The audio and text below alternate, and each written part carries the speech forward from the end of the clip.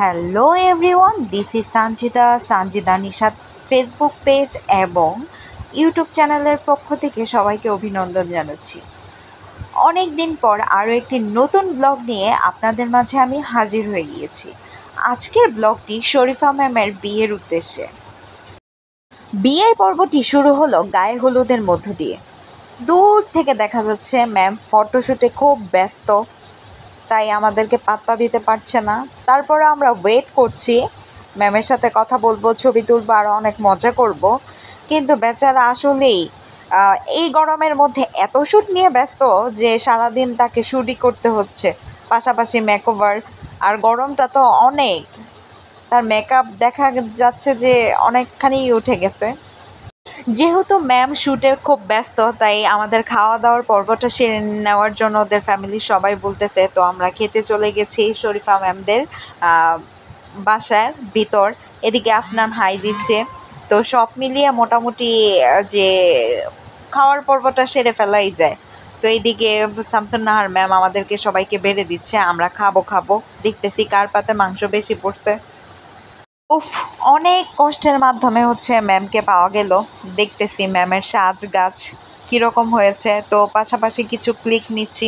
ম্যামও কিছু ফটোশ্যুট আমাদের সাথে করতেছে। আমরা বলতেছি, সিনহা ম্যাম বলতেছে যে সব তো করলেন ওইখানে, আমাদের ফোনে, আমাদের কম দামি ফোনেও কিছু ফটোশ্যুট করেন, দেখি কি পোজ নিতে পারেন। তো ম্যাম সুন্দর করে কিছু পোজ নিচ্ছে, আবার সিনহা ম্যাম কিছু পোজ দেখিয়ে দিচ্ছিল এবং সেই অনুসারে ম্যাম কতগুলো পোস্ট নিয়েছে এবং আমি একটু ছোট একটা ক্লিপ নিয়ে নিলাম ম্যামের ফটোশ্যুটের জন্য এবং সবাইকে আমি ভিডিওতে নিয়ে নিলাম। স্মৃতি হয়ে থাকবে, আমরা গিয়েছিলাম একসাথে। এদিকে আবার সিনহা ম্যামকেও দাঁড়িয়েছে, হাই দিল।